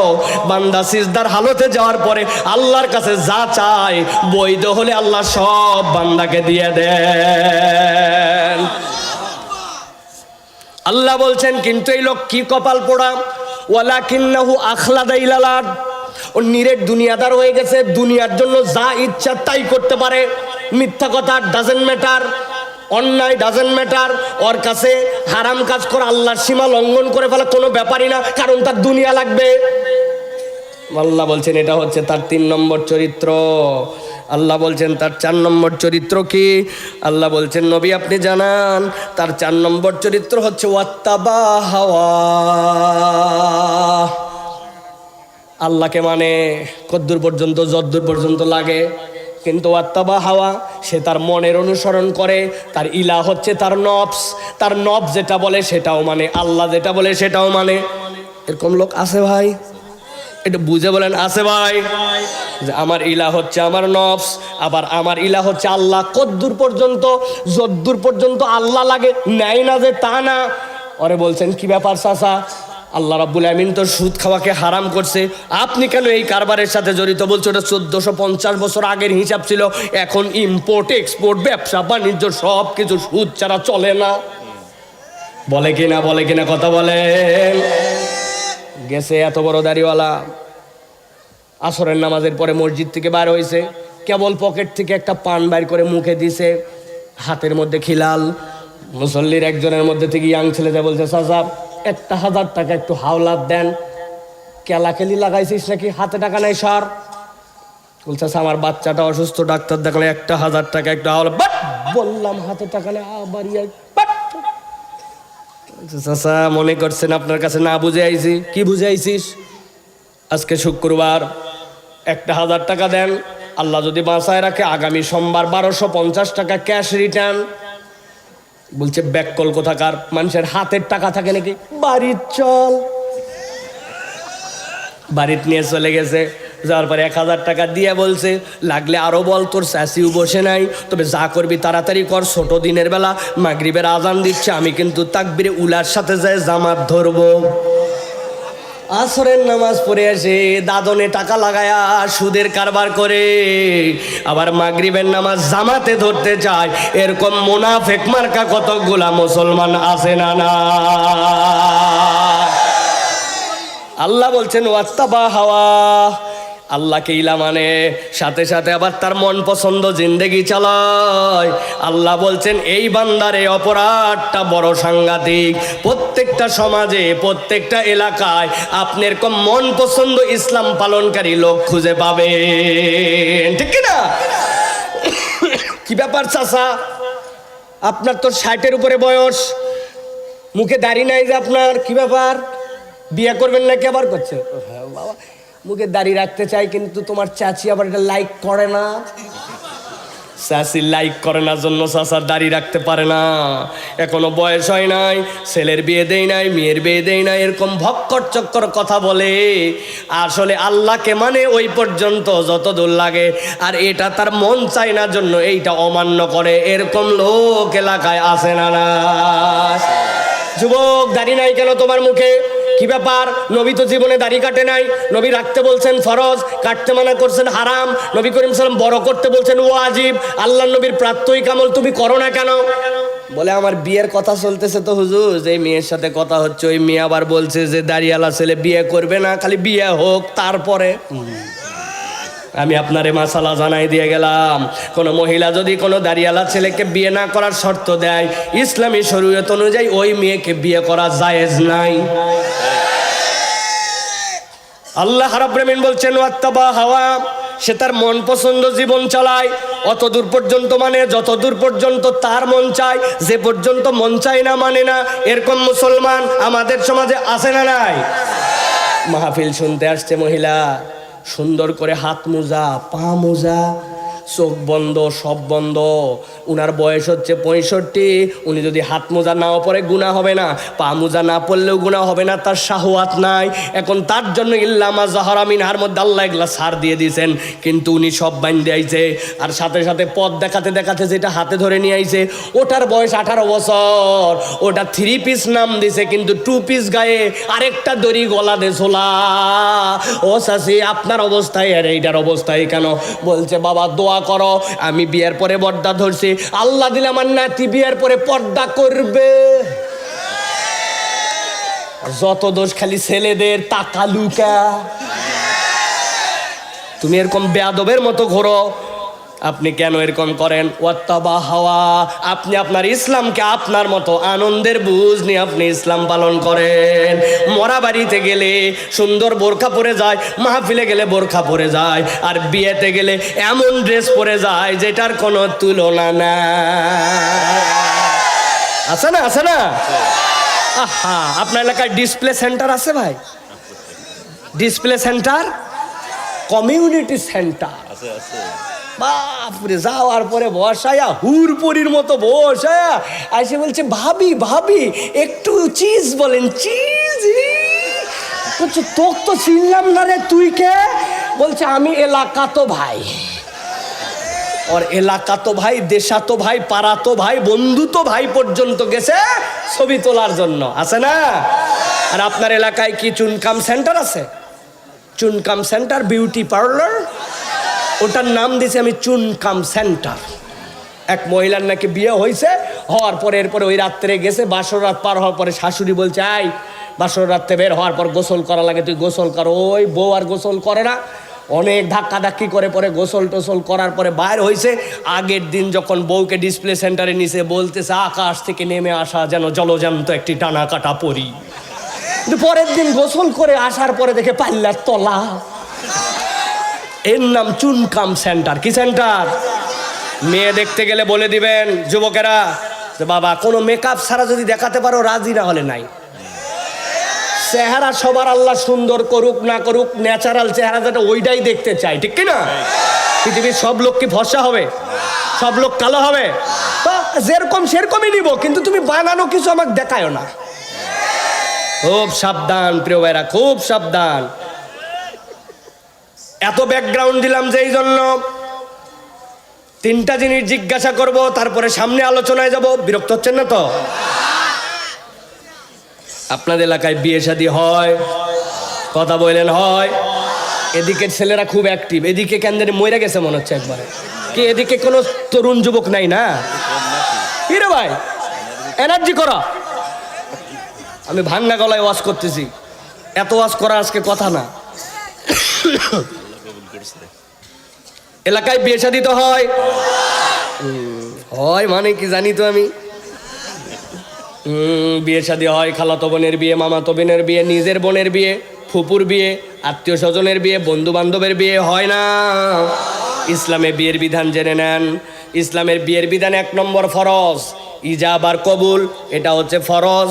2 নম্বরে ওয়াতুন নিসা সাদুকাতিহিন্না নিহলা, আপনাকে আপনার সাধ্যের মধ্যে দেনমোহর আদায় করতে হবে, এটা আল্লাহর দেওয়া বিধান ফরজ। এর মধ্যে ওয়াজিব হচ্ছে 2 জন পূর্ণবয়স্ক বালেগ আকেল মুসলিম এরকম 2 জন তার বিয়েতে সাক্ষী হবে। 4 নম্বরে তার একটা অলিমার অনুষ্ঠান হবে। নবী বলছেন আউলিম ওয়ালাউ বিশাতিন, একটা ছাগলের বাচ্চা দিয়ে হলেও ছেলের বাড়িতে এনে অলিমার অনুষ্ঠান হবে। ইসলামের বিয়েতে আগদের সময় খেজুর খাওয়ানো হবে, আনন্দ হবে, ফুর্তি হবে। কিন্তু এই 4টার মধ্যেই ইজাব আর কবুল, সাক্ষী রাখা, অলিমার অনুষ্ঠান আর ইজাব, ওই অনুষ্ঠানের যে মাহফিল, এইটা এর মধ্যে আনন্দ বিনোদন ফুর্তি যা আছে এইগুলা সবগুলা শেষ। কিন্তু খোকসা অঞ্চলের বিয়ে কি এর মধ্যেই শেষ? আর কি কি আছে? 3 দিন আগের থেকে আছে হলুদ সন্ধ্যা, একদিন আছে মেহেদি সন্ধ্যা, আরেকদিন আছে বাড়ির ভাবিদের দ্বারা গীত এবং গা ডলাডলি করে গোসল সন্ধ্যা। 7 দিন আগের থেকে এলাকার সিদ্দিক ডেকোরেটর ভাড়া করে নিয়ে যাইয়া গেটের 2 পাশে তুলে দিয়া এলাকাকে জানান দিয়া আছে আছে যেই বাড়িতে এরকম ঢিষ্টি ঢিষ্টি ঢিষ্টি ঢিষ্টি, ওই বাড়ির থেকে এক মুরব্বী আসরের সময় বের হয়েছে, হাদি সাহেব মানুষ একজন ধরছে, হাদি সাহেব ভাই আপনার বাড়িতে এত হইচই গান বাজনা, রাত দিন কিছু মানতেছে না, নামাজ কালাম আজান বন্ধ নাই, কি শুরু করছেন? বলছে থাম থাম, তোরও বেটি আছে।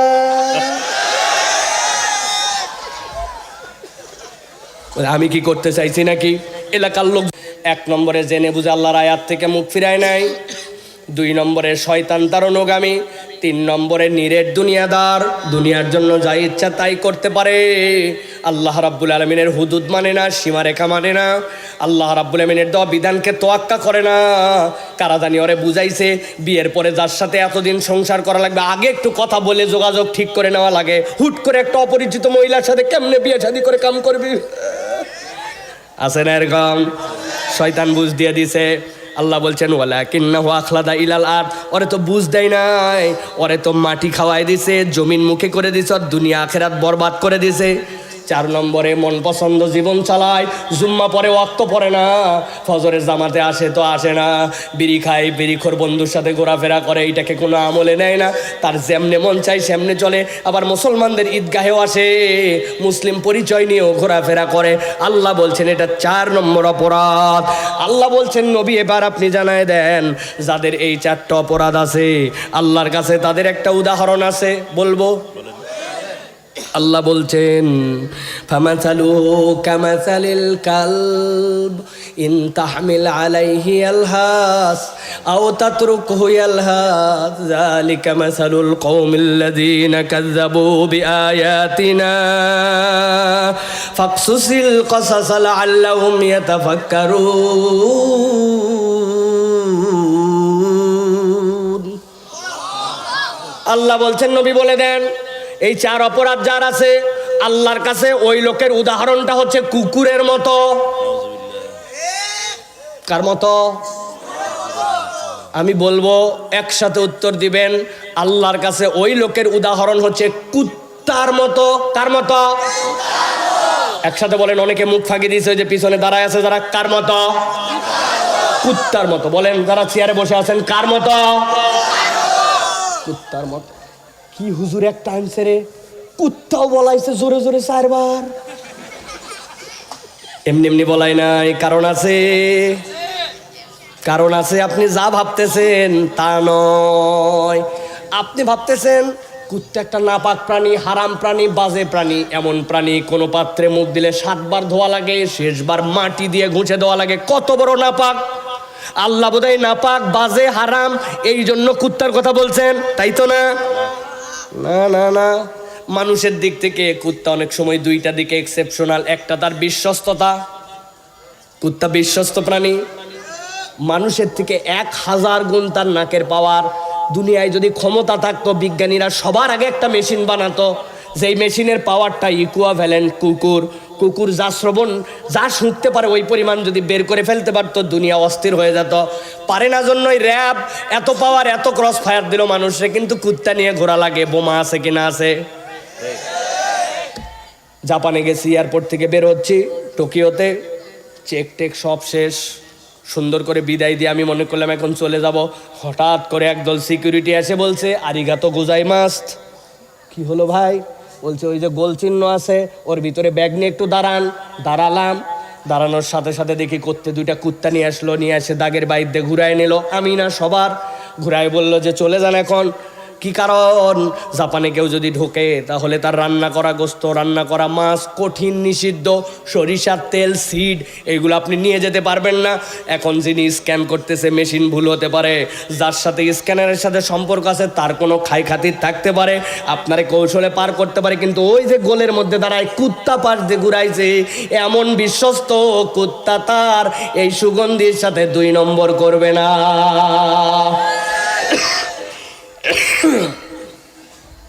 আর একটা কুত্তা এক্সেপশনাল, সেটা হচ্ছে কুত্তা কৃতজ্ঞ মানুষের চেয়ে বেশি। কথা ঠিক কিনা? আপনি তো ঠিক বলছেন না বুঝে। আমার কাছে ছোট্ট একটা উদাহরণ আছে, বলি আপনাদের কাছে। আমি আমার বাসার নিচে মাঝে মাঝে একটা দোকান আছে, চা খাই। যখন আমি চা খেতে নামি আমার একটা অভ্যাস আছে, এমনি এমনি চা খেতে পারি না। চায়ের কাপ যদি নেই তাহলে হাতের মধ্যে আমার কোনো একটা বিস্কুট টিস্কুট কিছু লাগবে, যেটা সুবাই একটু বিস্কুটের সাথে সাথে নিয়ে একটু খাওয়া লাগবে, কিছু সুবাই চায়ের মধ্যে খাই। আপনাদের অভ্যাস আছে নাকি ভাই?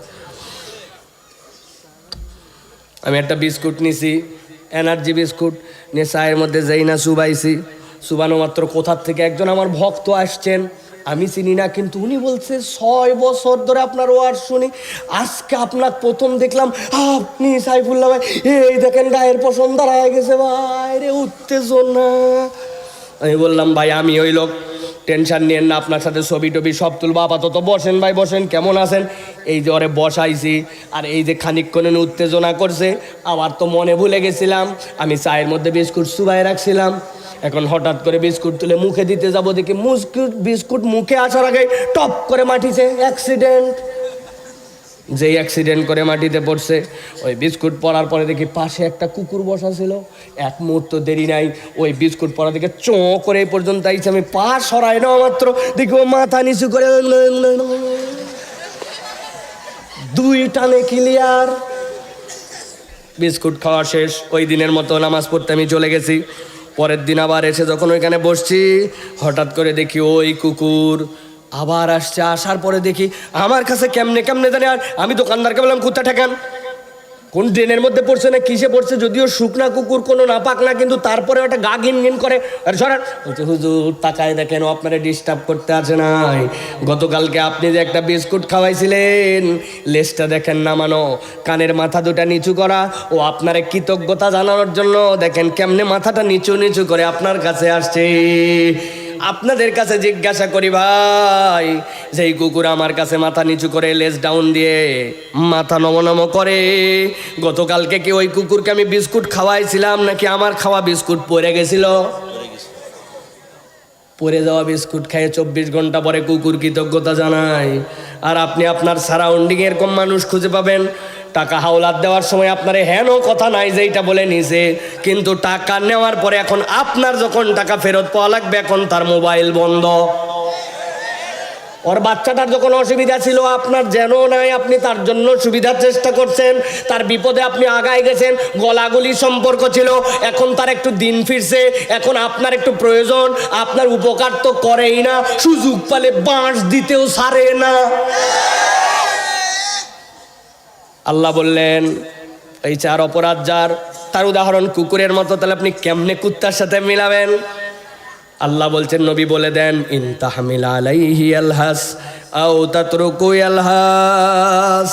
আমি এমনি এমনি কুকুরের কথা বলি নাই, আল্লাহ বলতেছেন কুকুরের স্বভাবটা হচ্ছে লাহাস। যদি আপনি তাকে দাবরানি দেন তারপরেও যদি তার পিপাসা লাগে জিহ্বা বের হয়ে যাবে, জিহ্বা দিয়ে পানি পড়বে। যদি আপনি না দাবরানি দেন তাও যদি তার পিপাসা লাগে তারপরেও তার জিহ্বা বের হয়ে যাবে, তার জিহ্বা দিয়ে পানি পড়বে। লাহাসুন মানে পিপাসার্থ হলে যেই জিহ্বা দিয়ে পানি পড়ে। আর স্বভাব চরিত্রে যেই প্রাণীটা সব সময় অস্থির থাকে, কুত্তা দেখবেন অস্থির তবিয়তের প্রাণী, রাত্রে একাই শুয়ে আছে, কেউ ডিস্টার্ব করে না, তাও অযথায় খানিকক্ষণ পর লেজ নড়ে, কান নড়ে, আছে না? আল্লাহ বলতেছেন নবী জানায় রাখেন, জেনে বুঝে আল্লাহর আয়াত মানো নাই, শয়তান তোমার অনুগামী, তুমি দুনিয়াদার, তোমার মন পছন্দ জীবন চালাও। আল্লাহ বলতেছেন আমি তার জিন্দেগিটা কুত্তার মতো এরকম অতৃপ্ত জীবন বানায় দিব, তার প্রয়োজন ফুরাবে না, অস্থিরতা ফুরাবে না, কোনো কাজের মধ্যে তার দুনিয়া আখিরাতে আল্লাহ বরকত দিবেন না।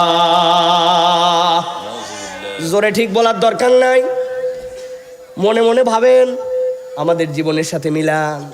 সব আছে, অস্থিরতা যেন যায় না, সব পাইছি তারপরেও পাওয়া হয় না। এক ব্যক্তির মানব জীবনে বেঁচে থাকতে কয় কোটি টাকা লাগে? 2, 4, 10, 20, 100, কিন্তু এক ব্যক্তি 4,000, 5,000 কোটি টাকা মেরে দিছে, 4-5টা ব্যাংক খাওয়া করে দিছে, শেয়ার বাজার শেষ করে দিছে। একটা মানুষের টাকা লাগে কত, টাকা লাগে কত? কয় আমি গরিবের ঘরের সন্তান, অসহায় অনাথ, আমার কিচ্ছু নাই, খালি শাড়িটাই আমার সম্বল। উনার আবার ভল্টের মধ্যে দেখা যায় 862 ভরি সোনা। বাঙালি জারি জুরি সব বুঝে ফেলছে, কিন্তু আল্লাহ বলছেন তোমার অস্থিরতা কিন্তু ফুরাবে না। বুঝে থাকলে বলেন অস্থিরতা কি ফুরাইছে? যুবকরা বলবে হুজুর আপনার ওয়াজ এগুলা বুঝি আমরা, 5G জেনারেশন, 6G জেনারেশন, দুনিয়া একটু অস্থিরতা থাকবেই। দেখছেন না হুজুর টাওয়ারের কারণে ডাবের পানি থাকে না, অস্থিরতা সব জায়গায়, ডাবের ভিতরেও অস্থির। কিন্তু আমারও কথা হচ্ছে ভাই, আপনার কথা মেনে নিলাম, দুনিয়ায় নয় অস্থিরতা পার করলাম, কিন্তু দুনিয়ার জীবন শেষ হওয়ার পরে পরকালের খাটলিতে চড়ে যখন কবরে যাব, ওইখানে যাওয়ার পরে যদি ওই জীবন অস্থির হয়, এই সকল যুক্তি তর্ক কি তখন কাজ দিবে?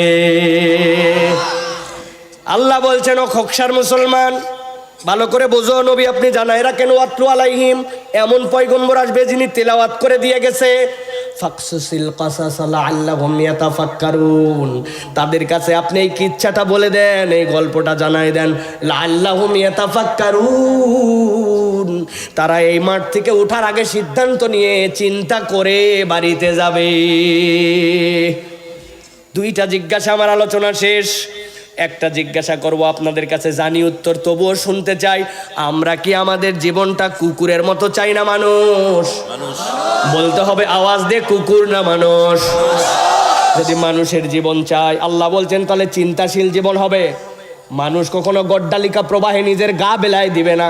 5 জন বন্ধু করে আমি করলে কি হবে এটা মুসলমান বলবে না। তো দুনিয়ার সব বন্ধু যদি গাঁজা খায় তুই খাইতে পারিস না, ঠিক না? দুনিয়ার পৃথিবীর সব দেশ থেকে যদি লালনের মেলায় যায়, তুমি খোকসার মুসলমান যেতে পারো না। পুরা দুনিয়া আসতে পারে, জাতিসংঘের প্রেসিডেন্ট আসতে পারে, তুমি যেতে পারো না, কারণ ওখানে একটুকু কোনো কিছু হালাল নাই, ওখানে হারাম, ওখানে নাজায়েজ, আমার আল্লাহকে নিয়ে কটূক্তি করা হয়। অতএব তরুণ, দুনিয়ার সবাই চলে গেছে, তুই সেখানে যেতে পারিস না, এর নাম মুসলমান, ঠিক কিনা? লাআল্লাহুম ইয়াতাফাক্কারুন, চিন্তা করবা তুমি। কে বলল?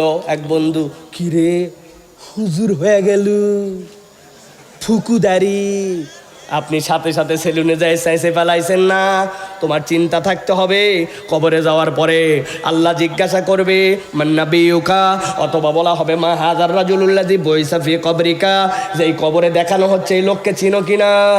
নবী আপনার সামনে হাজির, তার মুখের মধ্যে দাড়ি, শুভ্রতায় ভরপুর, তিনি তার জীবনে কখনো কাটে নাই, আর আপনার চেহারার সাথে নবীর চেহারার মিল নাই।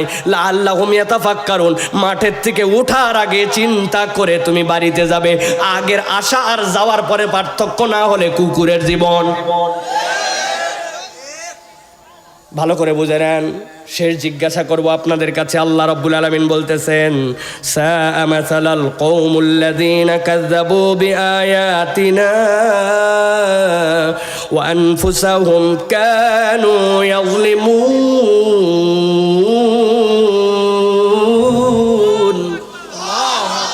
আল্লাহ বলছেন নবী, তবে তাদের কাছে এগুলা বলে লাভ নাই।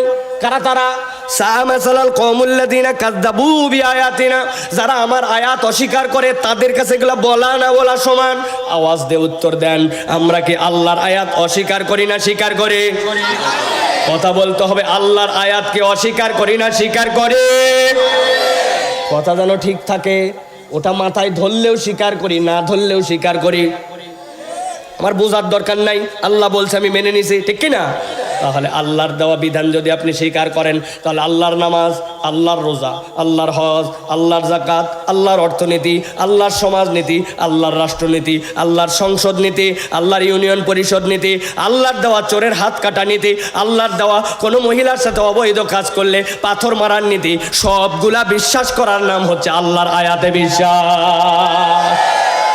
সাবধান হয়ে যায়, এক কাপ চা এক বিড়ি দিয়ে ইমান জানি পরিবর্তন করেন না। মনে রাখেন কথাটা, কিন্তু আগামীর বাংলাদেশ বিনির্মাণ করার জন্য এই কথার অনেক দাম আছে। আল্লাহ বলতেছেন, যদি তুমি আয়াত স্বীকারকারী হও কথা নাই, আর যদি আয়াত স্বীকারকারী হও আনফুসাহুম কানু ইয়াজলিমুন, তুমি না মানলে আল্লাহর কোনো ক্ষতি নাই, সে নিজেই নিজের উপরে জুলুমকারী হয়ে যাবে। ভালো করে তরুণ যুবকরা মনে রাখবা ভাই, দুনিয়ার সব লোক যদি আল্লাহর ইবাদত করা ছেড়ে দেয়, আমার আল্লাহর এক চুলো মর্যাদা কমে না। আর দুনিয়ার সব লোক আল্লাহর ইবাদত করলে আল্লাহর মর্যাদা বাড়ে না। আল হাইয়ুল কাইয়ুম, ওটা তার জায়গায় চিরঞ্জীব তিনি, তার এটা মর্যাদা কমানো বাড়ানো নয়। আমার মর্যাদা কমানো বাড়ানো এটার সাথে ইবাদত সংশ্লিষ্ট, ঠিক কিনা? অতএব আমরা আল্লাহর জন্য ডেডিকেটেড হয়ে চলবো। রাজি আছি তো ইনশাআল্লাহ? তাহলে আমি 2 পর্বে আপনাদের কাছে প্রায় 1.5 ঘন্টা কথা বলেছি। প্রথম পর্বে কি বলেছি? প্রথম পর্বে বলেছি ইমান ঠুনকো মুখের দাবিতে হবে না। ইমানের দাবি প্রমাণ করার জন্য নিদেন 2টা নিদর্শন থাকতে হবে। আল্লাহর জিকিরে আপনার মনে আনন্দ হয়, আল্লাহর তেলাওয়াতে আপনি পার্টিসিপেট করেন, অংশগ্রহণ করেন, আপনার ইমান বৃদ্ধি পায়। এটা যদি না থাকে বুঝবেন আপনার ইমান রিনিউ করা লাগবে, আপনার নতুন করে হিসাব কিতাব করা লাগবে। আর দ্বিতীয় পর্বে আপনাকে বলেছি 4টা রোগের কথা আল্লাহ কোরআনুল কারীমের মধ্যে বলেছেন এবং তুলনা দিয়েছেন তার সাথে কুকুরের। যদি আমরা সেই দিকে যাই, তার সাথে যদি আমরা এইগুলো যদি না বুঝে চলি, তাহলে ইবনে কাসির রহমতুল্লাহ বলছেন, এটা যদিও আব্দুল্লাহ ইবনে মাসউদ বলেছেন বালামের কথা, কিন্তু ইবনে কাসির বলতেছেন উম্মতে মুহাম্মদীর প্রত্যেকটা ব্যক্তি এই আয়াতের মুখাতেব। সেই হিসাবে আমাদেরকে সতর্ক হয়ে আগামীতে পা ফেলতে হবে। রাজি আছি তো ইনশাআল্লাহ? তাহলে কি আমরা মিথ্যা বাদ দিব তো? নামাজ কালাম ধরবো তো? বাপ মায়ের সাথে বেয়াদবি করবো না তো? গালিগালাজ ছেড়ে দিব তো ইনশাল্লাহ? মোবাইলে যাওয়ার পরে যেগুলো হারাম জিনিস ইনস্টল করা আছে ওগুলো ডিলিট করবো তো ইনশাল্লাহ? সেভ ভিডিও ফেলে দিব তো? এই কান আর হারাম শুনবে না। রাজি আছি তো ইনশাল্লাহ? বুঝে বলো, কিন্তু বুঝে বলো। আল্লাহ কবুল করুক, আল্লাহুম্মা আমিন। আল্লাহ আমাদের আশা বসা, আজকের আয়োজন, এই চমৎকার পরিবেশ সবগুলোকে আল্লাহ কবুল করে নেন। আল্লাহ আপনাদের দোয়া কবুল করেন। আমি যে এত দূর এতগুলো কথা বলবো ভাবতেই পারি নাই। আপনারা একটু খাস করে আমার জন্য দোয়া করবেন। আল্লাহ রাব্বুল আলামিন যেন আমাকে সহি সালামতে এই কথাগুলি বলার মতো আল্লাহ যোগ্যতা বাড়ায় দেন। কোনো প্রশ্ন উত্তর দেওয়া হবে না, সরে এনার্জি নেই, অন্য কথা উত্তর দেওয়া হবে।